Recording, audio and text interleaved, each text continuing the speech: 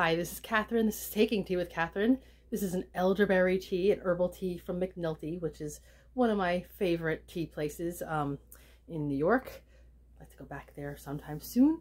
Been a little delay in making videos lately because I've been sick. I finally got the COVID and it wasn't fun. It wasn't the worst thing ever, but it was time consuming and very energy consuming. But I'm back and I'm going to try to do a little bit of catch up in the next few days and weeks. And one of the things I need to catch up on is my Nonfiction November wrap up. And so that will comprise of 3 books. I keep thinking there were 4 books, but I think I read maybe 1 fiction book in November. I'm not sure. But my brain is a little bit fogged at this point. So we're going to do the best with what we have. But I did start a number of books in November. I only completed 3 nonfiction books, and that's still pretty good, right? I mean, it's still reading, it's still enjoyable. And that's the best part, is that everything I read or finished in November were books that I liked and didn't regret spending time on. So that's good, right? Yes. So, and excuse me if I keep clearing my throat, as always, but more so, and that I have red nose things going on. I know. What am I going to do? So I'm going to start with the first book that I finished. I think it's been long enough that I don't remember now. And that is The White Ship by Charles Spencer. This is a book I got, I don't know, months or maybe up to a year ago. I don't remember exactly when I got it, because time means nothing to me, obviously. And I was excited to get it because it's a time period that I find interesting. And also the author, I don't know, for me it's a novelty. I know he's written other books, but he is the brother of Diana Spencer, who was obviously the famous Princess Diana, Lady Diana, whatever you want to call her. Very, very well-known person, which shouldn't affect how he is regarded as a writer or not, really, but it's just an interesting fact. And I thought it was kind of funny because I was watching the latest season of The Crown on Netflix and in November. And, you know, I don't know sometimes how invested I am with these kind of shows. Sometimes it's like, it's really kind of interesting, but I'm like, is this over dramatized, etc. But then that's kind of what historical fiction is, not quite nonfiction. But I found it kind of funny because one of the people who showed up in one of the episodes, of course, was Diana's brother, because he was obviously a person at the time, you know. So, sorry about that, a little adjusting there. But, you know, I guess because I had watched the previous season with Diana and he wasn't in there, another sibling was there.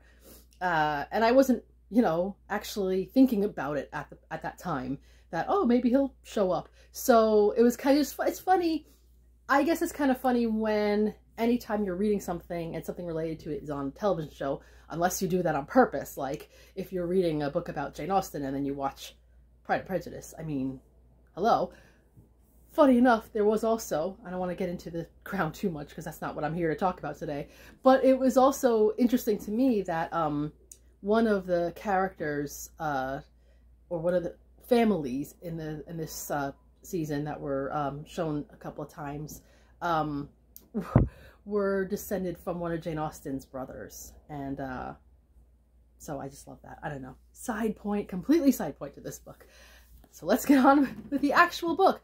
One of the reasons I got this book was because I thought it might be a little more exploratory of the actual disaster of the White Ship, but actually it wasn't like too in-depth. There was like one main chapter about the actual, you know, destruction and, you know, sinking of the ship, and that was pretty much it. And then at first I said, okay, that's not a lot, but actually then I realized that the book is actually called, where is it? The White Ship: Conquest, Anarchy, and the Wrecking of Henry I's Dream. Well, dream, whatever. But yeah, so this is really about what got Henry I, one of the early kings of England after the Norman invasion of 1066, how he became established as the king, and what he did really for England and what he didn't do, and all the, all the bits about him and how it got to the point where he had a pretty good situation going for a while, and he had a son and a daughter, and of course the son was the heir, and that was all great, and he had a lot of illegitimate children, but this is already at the point wherein that was going to be an unacceptable idea for the next heir to the throne, even though it was his father himself who was illegitimate, but whatever. So so what happened was this group of ships were going back, I think from Normandy back to England, I think, and because that's, like I said, it's been over a month since I read it. I forgot the exact route, but I'm pretty sure that's what happened. And there was a lot of partying going on this ship. There were a lot of bad choices made, I guess, and it went down. And as far as we know, only one person survived, one or two. I think one person survived because he was a I think either a merchant or a butcher or something, and he was looking for money from some of the higher ups on this boat. So somehow he survived, a little bit like the Titanic, where the baker, or whatever he was, cook, baker, who went down with the ship and ended up hanging on to a bit of furniture to survive. It's a bit like that. So he was one of the very few people who could give an eyewitness account of the disaster, but the actual disaster was terrible because not only did a lot of massive families lose people that they cared about, but also Henry I also lost some of his illegitimate children on the ship, but lost the heir to the throne, who I'm sure he loved, one would hope, but also because he was supposed to carry on, the dynasty and keep going. And what was going to happen now? Okay, he had a daughter, but would they respect this daughter as the Queen of England? Not entirely likely. And as we can see from subsequent, someone is tapping on something outside. Anyway, this place is not without its distractions. As we could see from subsequent decades, this was a problem because instead of accepting his daughter Matilda as the Queen of England, the reigning Queen of England, they went to one of Henry's nephews, Stephen, who was not the worst candidate, but he didn't really keep things together. There was a lot of conflict. It was kind of like a civil war.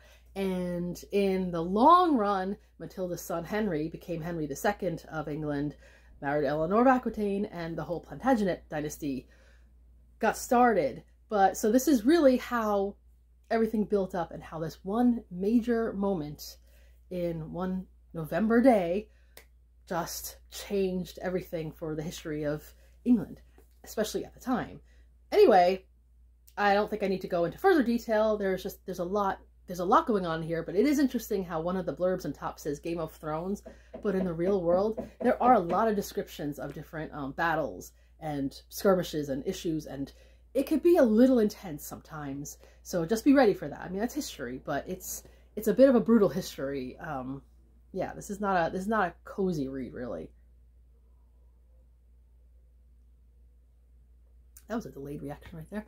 Anyway, and next, a slightly more cozy read, is Remainders of the Day by Sean Bithell. And look at that cat. I'm a little concerned because I've been, following online, and this cat, whose name is Captain, is getting up there, not doing as well.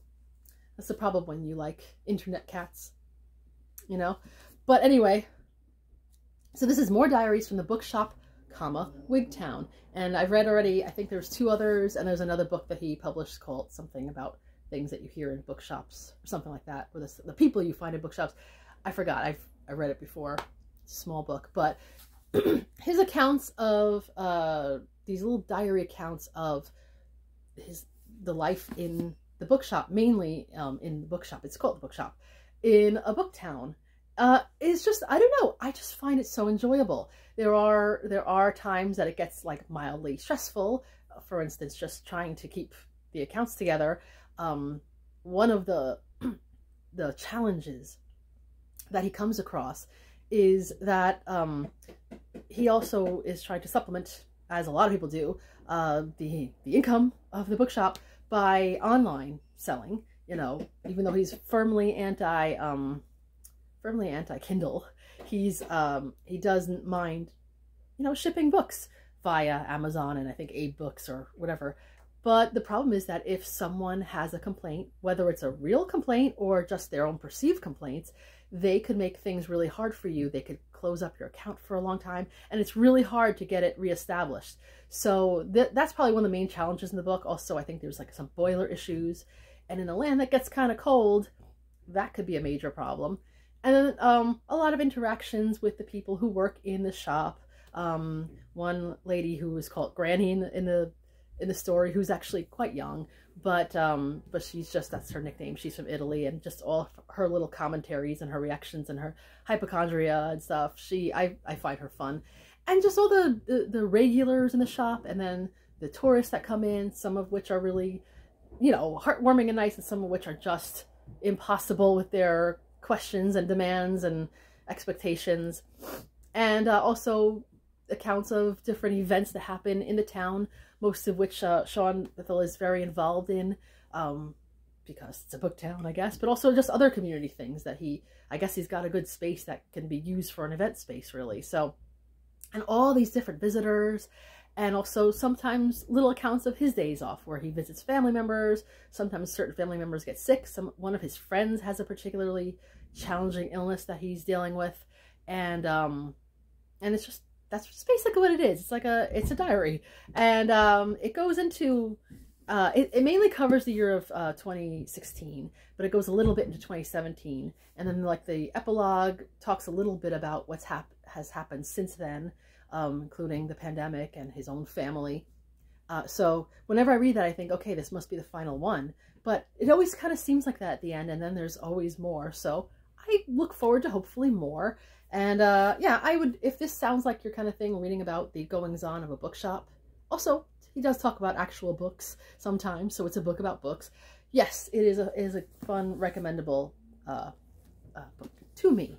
I also think he at one point meets the actor who is in Black Books. I think that's what happens, and there's a little account of that, which is funny because if you've ever seen that show, the character, whose last name is Black, I can't remember his first name, he kind of reminds me a little bit of this whole situation, his like the slight grumpiness, although much more exaggerated, I would say. So it's kind of funny.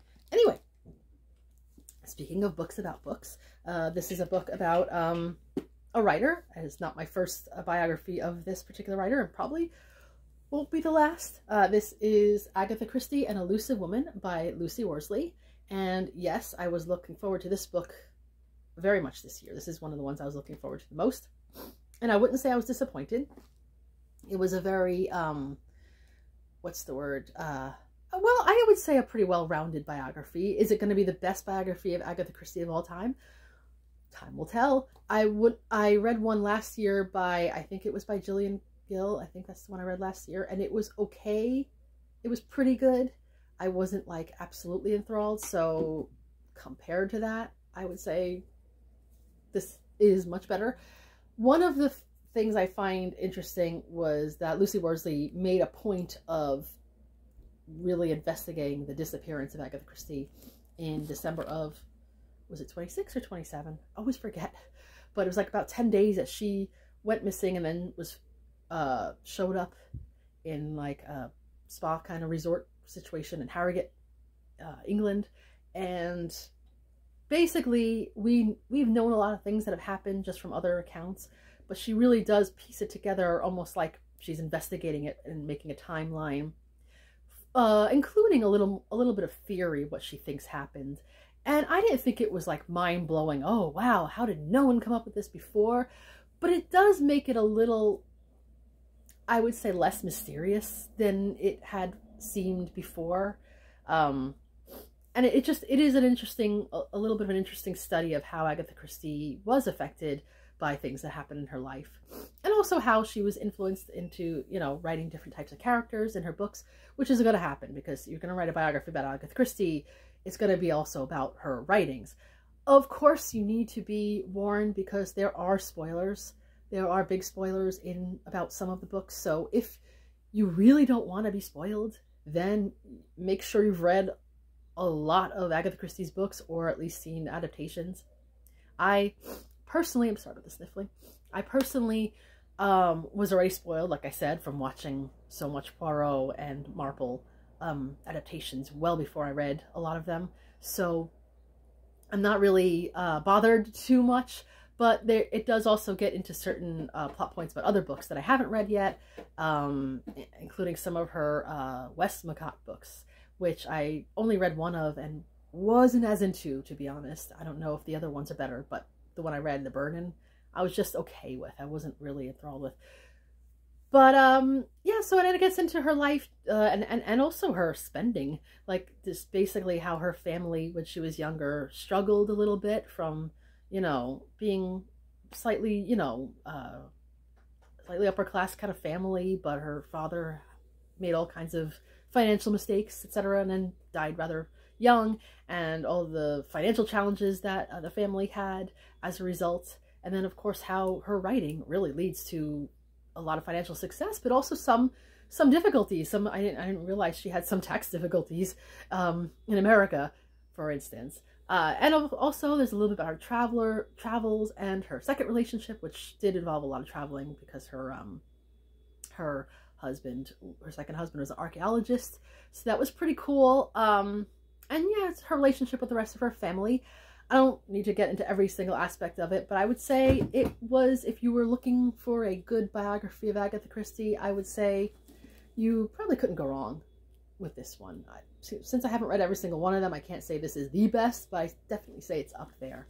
So yeah, a good nonfiction reading month. I hope to be back soon with some more wrapping up of the books I read this year. I haven't covered a lot of the books that I read in August, September, and of course December, so I hope to be back shortly with that. I also hope to be back with my reading goals for next year and a few other discussions that I've been meaning to do, which I put off and then got felled with the COVID. But anyway, I'm hopefully on the mend, and I hope you've enjoyed this. Please let me know in your comments if you've read any of these books, or if you want to read any of these books, or if you have any similar books to recommend about Agatha Christie, or about bookshops. I might have read them, but you never know. Or about English history of this time period, which is approximately the 10th and 11th centuries. Yes. So anyway, this is Catherine, a Taking Tea with Catherine. Have a lovely tea and book-filled day.